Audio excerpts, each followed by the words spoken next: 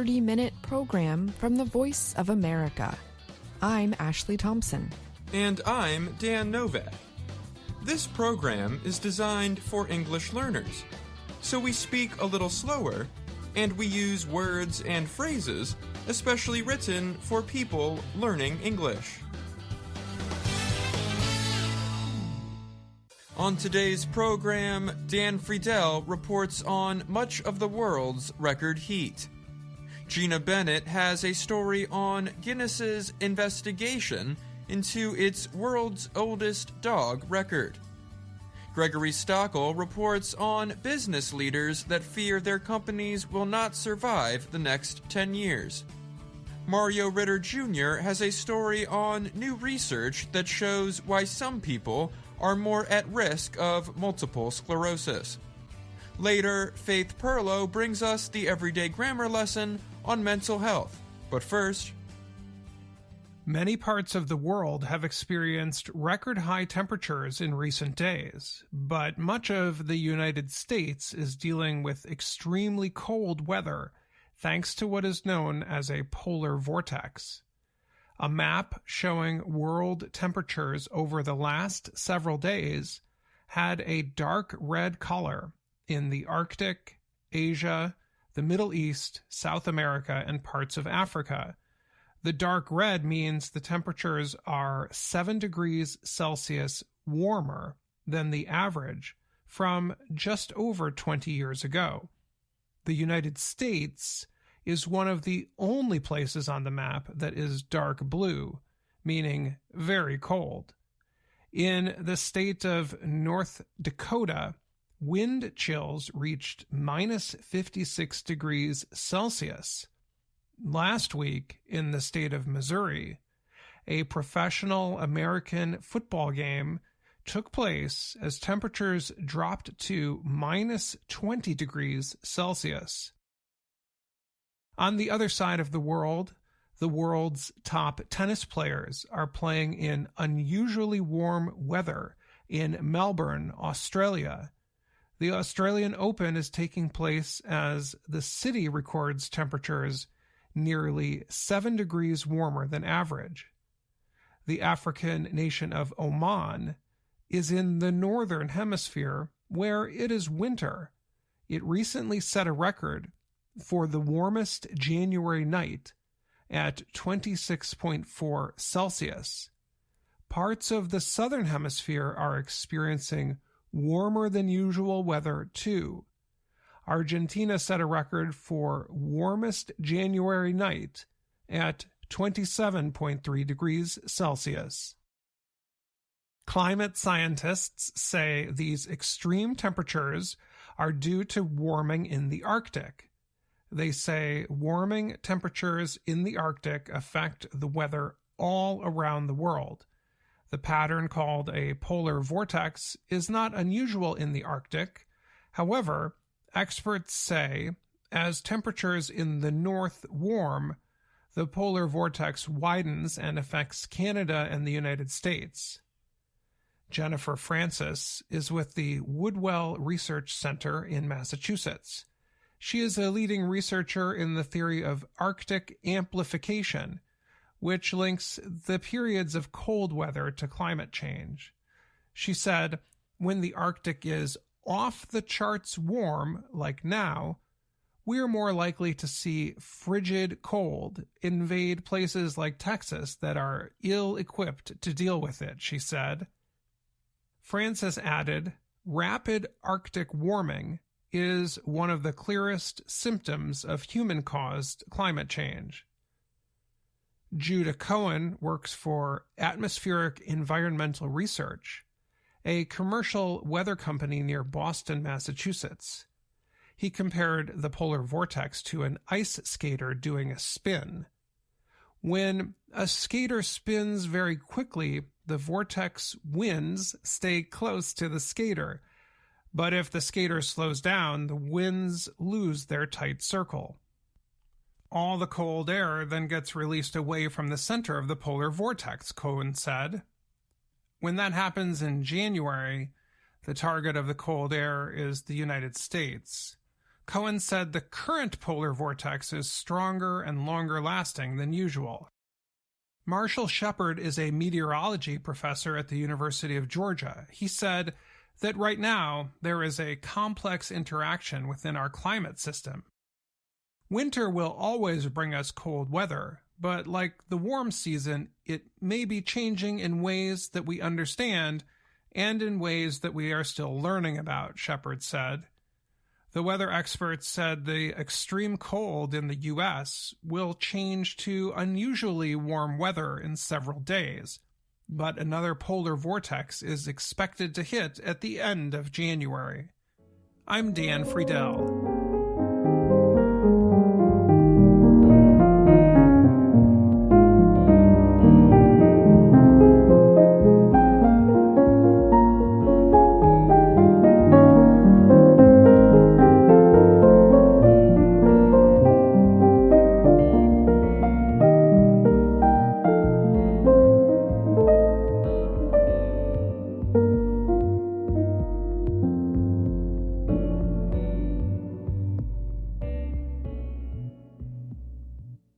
Guinness World Records said on Tuesday that it has suspended and was re-examining its world's oldest dog record.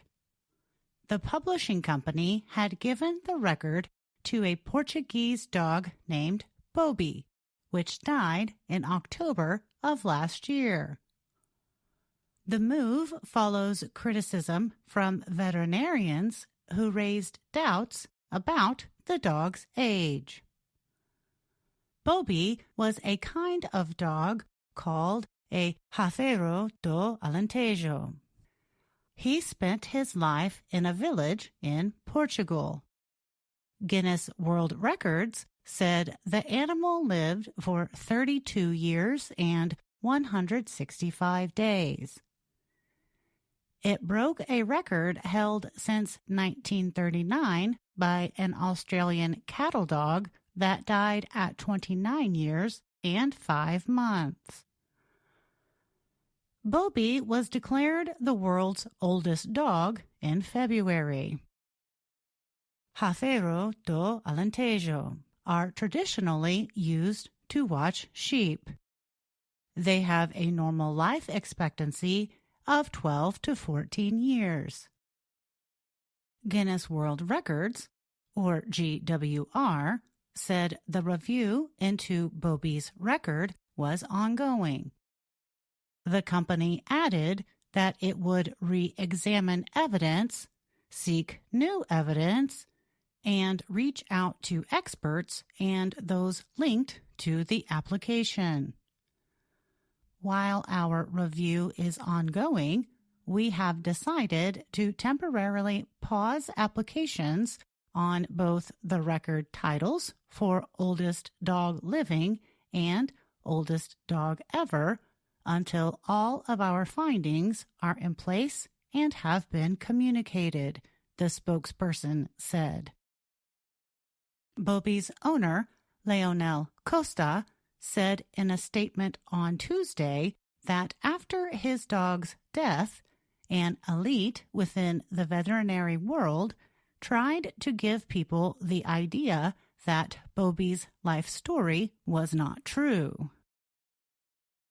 Costa said some veterinarians were unhappy because he said Bobby's long life came from the dog eating human food, which he said was often suggested by those in the field. Everything would be different if we had said he, Bobby, ate pet food, Costa said, adding that all requirements requested by the GWR were met. Costa said GWR has not reached out to him. No action has yet been taken about any record holders, the publisher said.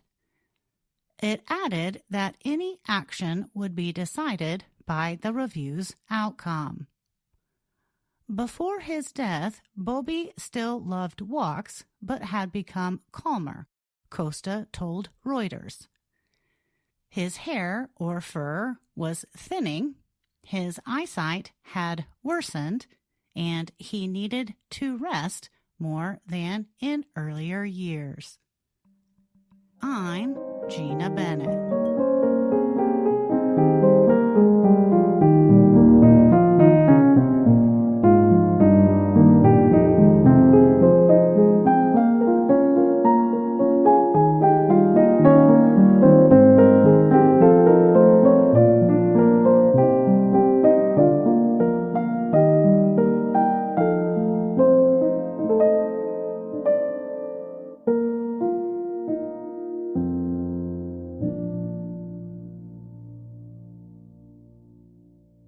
A growing number of business leaders say they fear their companies will not survive the next 10 years because of pressure from climate change and new technology.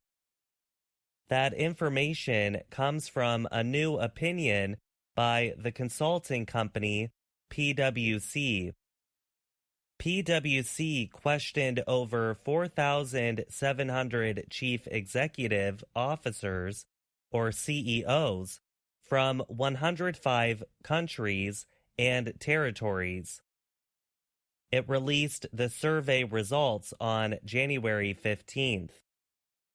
The survey's release came as business leaders, political leaders, and activists gathered for the World Economic Forum's yearly meeting in Davos, Switzerland.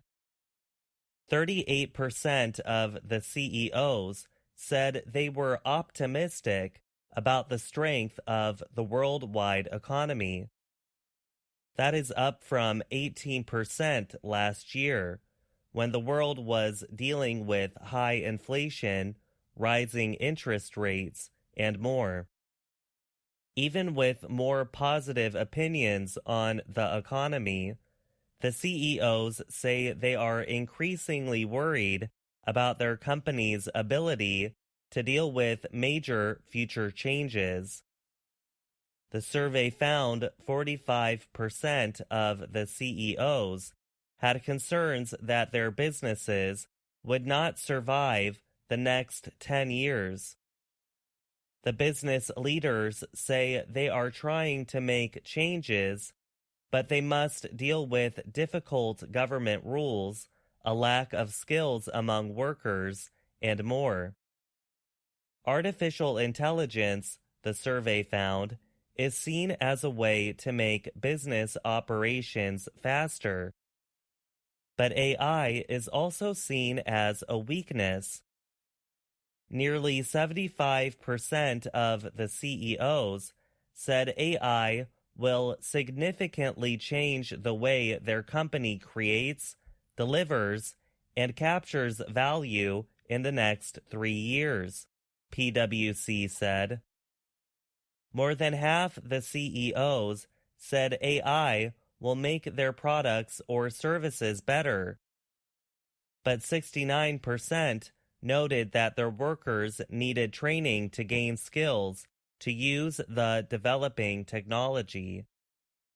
The CEOs also said they were concerned about how AI would increase online security risks and misinformation.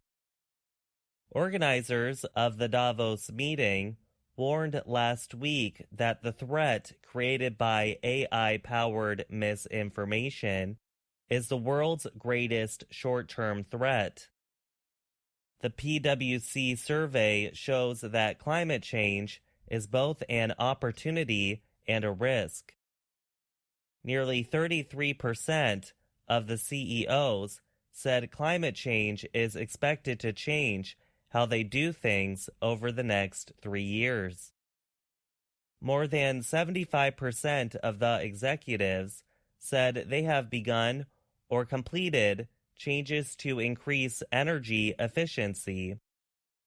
But only 45% noted that they have made progress on taking climate risks into consideration in financial planning. I'm Gregory Stockel.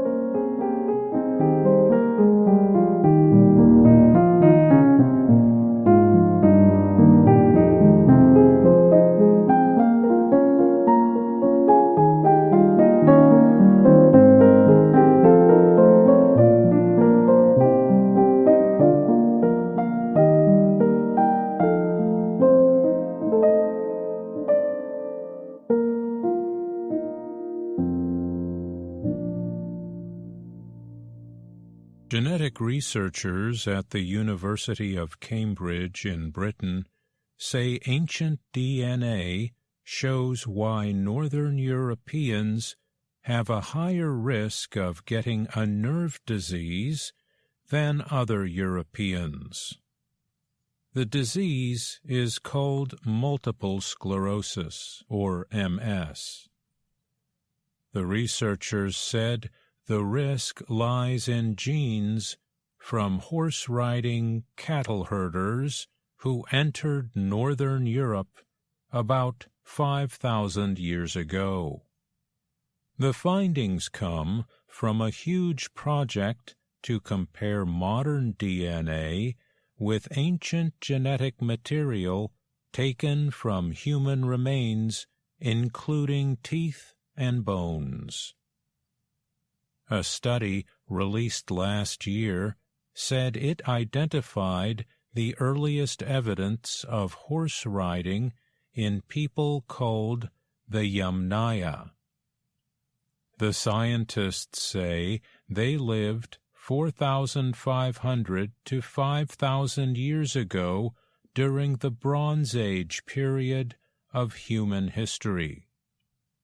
The Yamnaya moved from the grasslands of what is now Ukraine and Russia into northwestern Europe.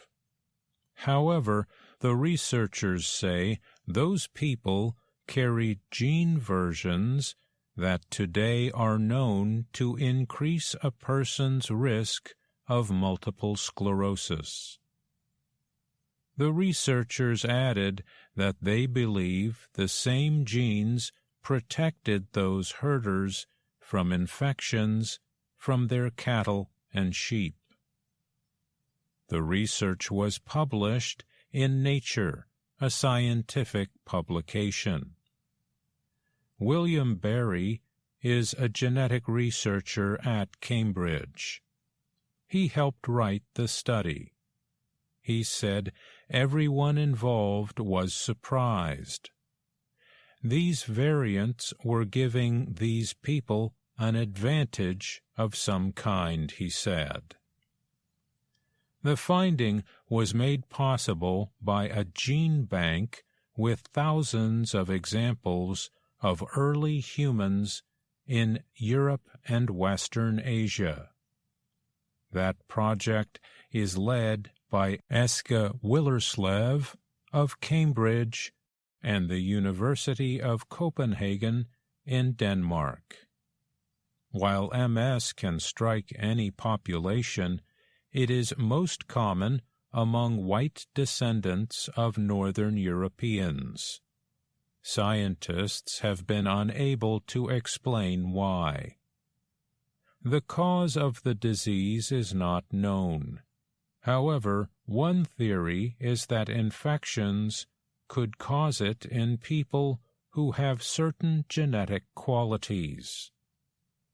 Scientists say they have found 230 genetic variants that might increase the risk of MS. The researchers studied DNA from about 1,600 ancient Eurasians. They used the information to develop a map of population movements in Northern Europe. They said farmers from the Middle East began pushing out hunter-gatherers about 5,000 years ago. Then the Yamnaya moved in. They traveled with horses and wagons and herded cattle and sheep. The research team compared the ancient DNA to the genetic information of 400,000 modern-day people stored in UK Biobank in Britain. They wanted to see if MS-linked genetic variations persisted in the north. That is the part of Europe where the Yamnaya moved, rather than southern Europe. In what is now Denmark, the Yamnaya replaced ancient farmers making them the closest ancestors of modern Danes, Willerslev said. Rates of MS are especially high in the northern part of Europe known as Scandinavia. The findings raise additional questions and suggest a need for more research. One of the writers of the study, Astrid Iversen of Oxford University, questioned why a gene variant that seems to have strengthened immunity later plays a part in causing what is believed to be an autoimmune disease. Differences in how modern humans are exposed to animal germs might push the immune system out of balance, she said. I'm Mario Ritter, Jr.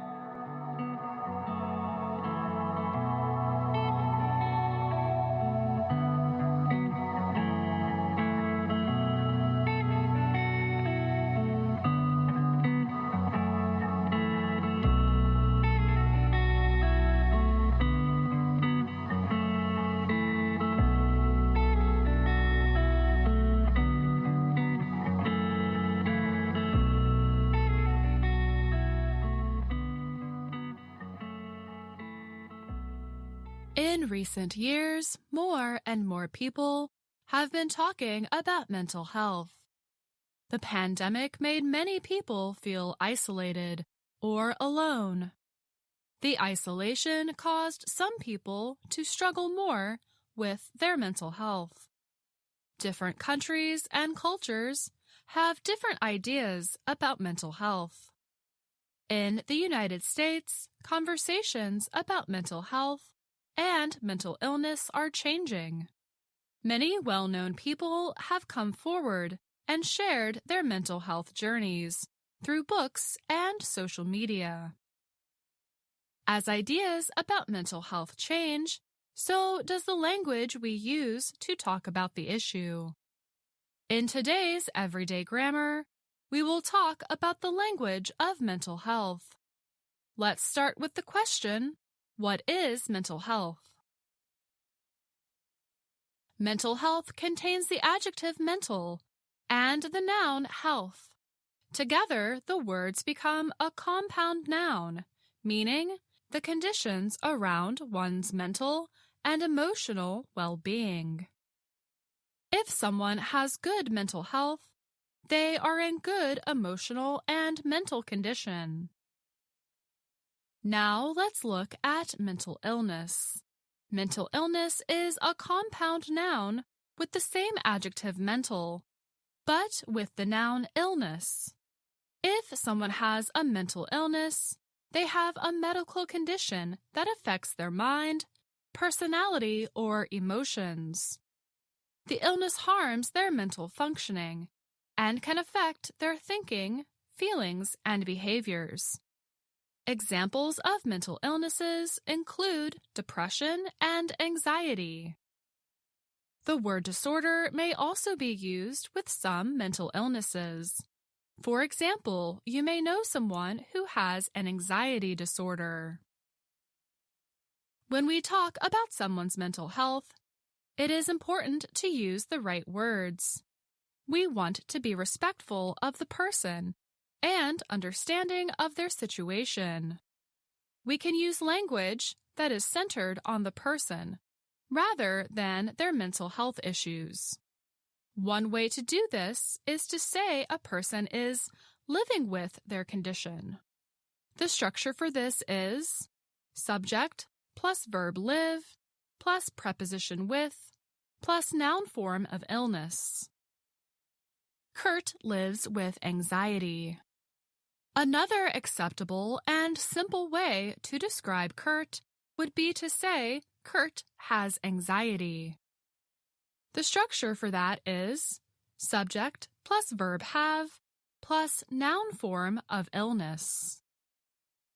We can use this instead of using an adjective form of their mental health condition, as in, Kurt is an anxious person. It is also important to avoid certain words in some settings. For example, words like psycho and crazy may seem informal and acceptable to use, but they can cause harm. The word psycho, when used informally, means an unstable and aggressive person. For example, her ex-boyfriend is such a psycho. Psycho is related to psychosis, a mental disorder in which a person has a disconnection from reality. Experts say using such words outside of a mental health discussion can lead to stigma. Stigma is a set of negative beliefs that a culture has about something. Stigma can prevent people from seeking help with their own mental illnesses. In today's Everyday Grammar, we talk about the best words and language to use when talking about mental health. We learned how to use person-centered language to talk about someone with a mental illness. And we learned that some words should be avoided to help end the stigma around mental illness. I'm Faith Perlow.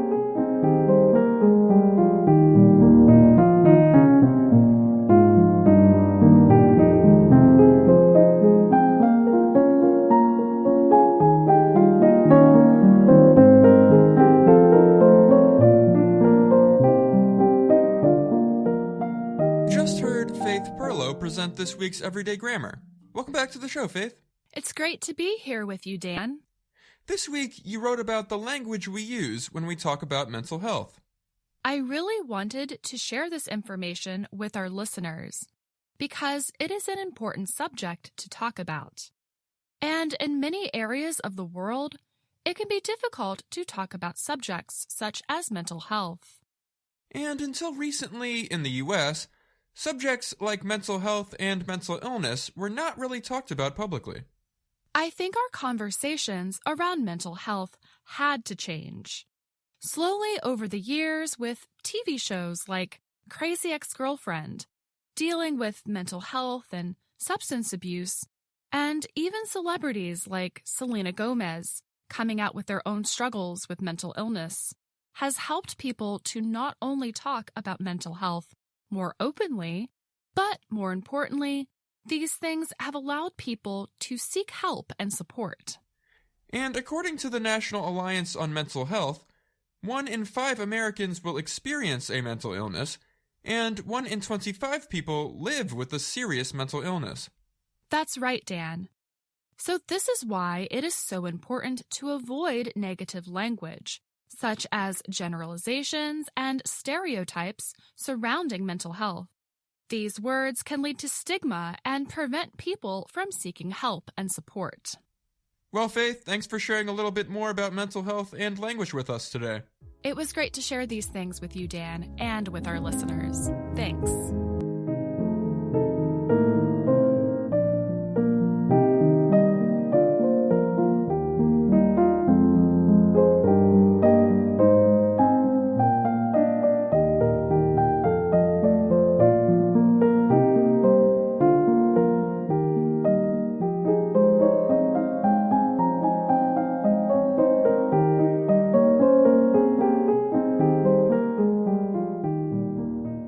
That's our program for today. Join us again tomorrow to keep learning English through stories from around the world. I'm Ashley Thompson. And I'm Dan Novak.